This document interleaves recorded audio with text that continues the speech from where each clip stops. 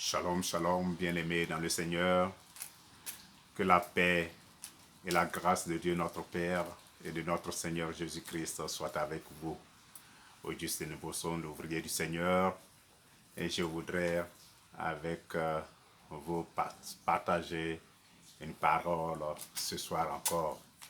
Voilà, je viens choisir un texte que je viens de lire, qui est très intéressant. C'est l'apôtre Paul qui l'écrit pour nous. Nous lisons ce texte dans 1 Corinthiens 10, verset 31. L'apôtre écrit ceci pour nous, le texte de notre réflexion ce soir. Il dit, soit donc que vous mangiez, soit que vous buviez, soit que vous fassiez quelque autre chose. Faites tout pour la gloire de Dieu. Alléluia. 1 Corinthiens 10, verset 31. Vraiment très rapidement, je ne vais pas prendre assez de temps. L'apôtre Paul nous dit, quoi que nous fassions, que nous mangions, que nous buvions, nous devons faire cela pour la gloire de Dieu. Tout ce que nous faisons doit glorifier Dieu. En d'autres termes, toute notre vie devrait glorifier Dieu. Le manger et le boire, ce sont les choses usuelles que nous faisons tous les jours. Et souvent, on pense, c'est un peu banal, mais c'est véritablement ça que l'apôtre utilise comme exemple pour nous dire que notre vie entière doit glorifier Dieu. C'est-à-dire que nous mangions, que nous buvions, ou que nous parlions, ou que nous chantions, que nous jouons en tant qu'enfants de Dieu. Si tu m'écoutes ce soir, c'est-à-dire que tu es un enfant de Dieu, tu es un chrétien né de nouveau, alors cette parole te concerne aussi. Si nous parlions, si nous mangions, nous devons faire tout cela à la gloire de Dieu. C'est-à-dire qu'en tant que chrétien, enfant de Dieu, né de nouveau, nous ne devons pas parler n'importe comment, dire n'importe quoi, parce que ce que nous devons dire doit glorifier Dieu. Si nous chantions, si nous jouons, ce n'est pas tous les jeux qu'en tant que chrétien nous pouvons faire. Alléluia. Si nous regardons la télé, tout cela doit glorifier Dieu. Nous ne pouvons pas regarder tout ce que nous voulons. Nous ne pouvons pas regarder à longueur de nuit, de journée, des films d'horreur, des films de pornographie. Ça ne glorifie pas Dieu. Et souvent même, tout ce que nous écoutons aussi, notre oreille même doit être aussi sanctifiée, c'est-à-dire mise à part pour Dieu. Nous ne devons pas écouter tout. N'importe quelle chanson qui ne sont pas pour la gloire de Dieu, nous ne devons pas l'écouter. Donc ce verset assez simple que Paul nous écrit ici englobe en fait notre vie entière. Tu dois être dédié à Dieu, doit être pour la gloire de Dieu. Si nous nous habillons,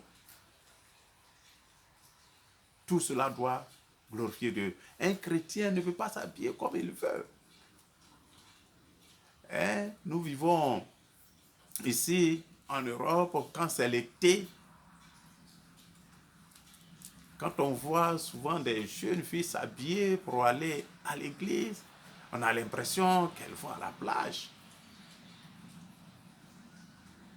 Dans nos capitales, dans nos rues, dans nos grandes villes, quand on voit les filles s'habiller, est-ce que c'est pour la gloire de Dieu?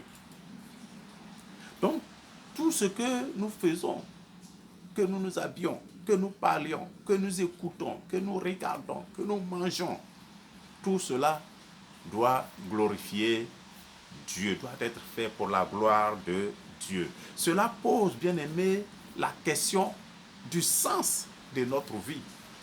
Le sens de notre vie.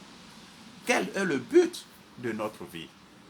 Ça, c'est un grand thème, un grand sujet que nous n'allons pas traiter ici, parce que ça mérite de beaucoup d'illustrations bibliques, des versets bibliques, pour comprendre bien le but de notre vie.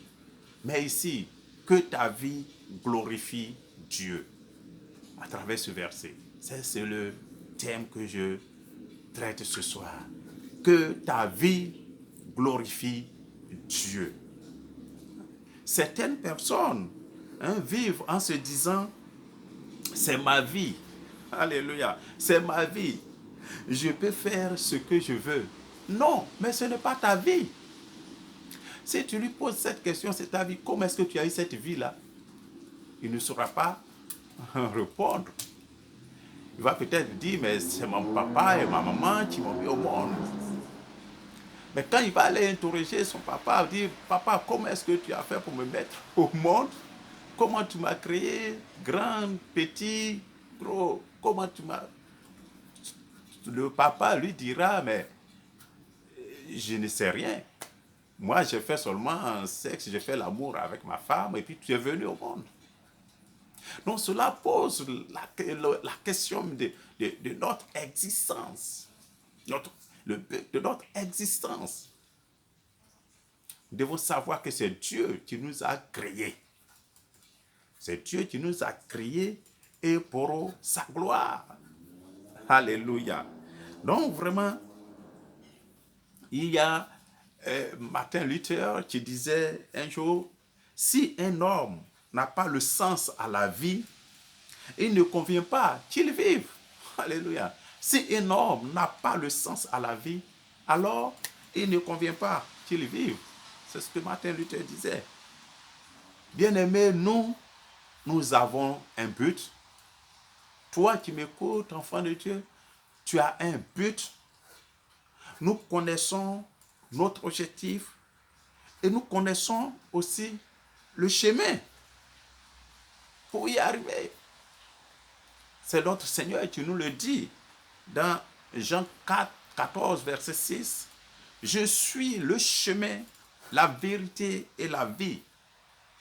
Nul ne vient au Père que par moi. Alléluia.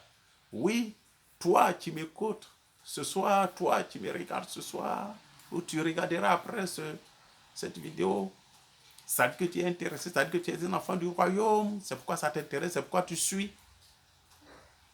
Sache que le chemin sur lequel tu es, sur lequel nous sommes, est le bon. Le chemin peut paraître difficile à suivre, mais nous ne devons pas être découragés ou consternés par le fait que ce soit difficile. Et puis, par le passé, regretter le passé et chercher à retourner dans notre vie antérieure, dans notre vie passée. Non. Nous devons regarder vers l'avenir et rester fermes dans notre vocation de guerrier de la prière. C'est cela. Alléluia. C'est Paul, notre bien-aimé apôtre, qui nous disait encore dans Philippiens 3, verset 13-14, « Frères, je ne pense pas l'avoir saisi, mais je fais une chose. Oubliant ce qui est en arrière et me portant vers ce qui est en avant, je cours vers le but.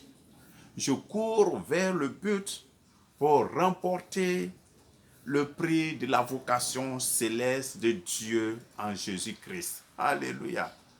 et court pour obtenir le prix de la vocation céleste de Dieu en Jésus-Christ. C'est cela même qui devrait être notre priorité. C'est ça qui devrait être notre priorité. Sinon, tout ce que nous faisons ici, sur la terre, là, pendant ce laps de temps que nous avons à vivre ici, c'est pour préparer la meilleure vie, l'éternité. C'est pour préparer l'éternité. Voilà. Donc, bien-aimés, nous sommes mandatés par Dieu pour prier pour la guérison, pour prier pour la restauration des individus, pour prier pour les familles, pour prier pour les dirigeants, pour prier pour les villes, pour prier pour les nations. C'est la vocation que Dieu, c'est le mandat que Dieu nous a donné. Parce qu'en faisant cela, nous manifestons ce qui est précieux aux yeux de Dieu, l'amour de Dieu. Donc, nous ne devons pas considérer les difficultés du moment, tout ce que nous entendons, nous voyons, nous regardons, même dans l'église du Seigneur, pour baisser les bras, décourager, être séparés de notre Dieu, parce que nous avons entendu cela, parce que nous voyons cela, parce que nous voyons ces comportements, ceci, cela. Non! Nous devons rester fermes dans notre vocation en tant que guerriers de la prière, en tant que des gens qui sont mandatés par le Seigneur pour prier, pour manifester sa gloire, pour manifester son amour dans le monde. Et cela à travers notre mandat de prier, de manifester l'amour, de glorifier Dieu. Prier non seulement pour nous, pour les individus, prier pour les familles, prier pour les sociétés, prier pour les nations, prier pour les villes, prier pour les pays. Alléluia. C'est cela. Bien-aimés, comme je l'ai dit, c'était une petite réflexion sur ce verset de 1 Corinthiens 10, verset 31, assez significatif pour nous. C'est Paul qui l'a écrit. Soit donc, il dit, soit donc que vous fassiez, ou que vous mangiez, que vous buviez, soit que vous fassiez quelque autre chose, soit que vous fassiez quelque autre chose, faites tout pour la gloire de Dieu. Notre vie doit être vécue pour la gloire de Dieu. Alléluia. C'est en faisant cela que nous préparons notre éternité. Cette vie sur cette terre ne peut durer que peut-être 80, 90, 100 ans au maximum, mais nous devons être là pour la gloire de Dieu. Alléluia. Nous devons vivre pour préparer l'éternité qui est beaucoup plus importante, beaucoup plus valorisée que celle-là que nous vivons en ce moment-là. Que Dieu vous bénisse, bien-aimés, que Dieu vous garde cette nuit, cette soirée, là où vous m'écoutez, que Dieu vous garde, que Dieu vous bénisse. Et c'est le serviteur, l'ouvrier du Seigneur, Augustin Bourson. Nous allons nous retrouver un autre jour pour une petite réflexion sur la parole de Dieu. La parole de Dieu est merveilleuse et il y a toujours de l'inspiration dedans pour partager aux frères et sœurs. Amen. Que Dieu vous bénisse. Merci. Amen.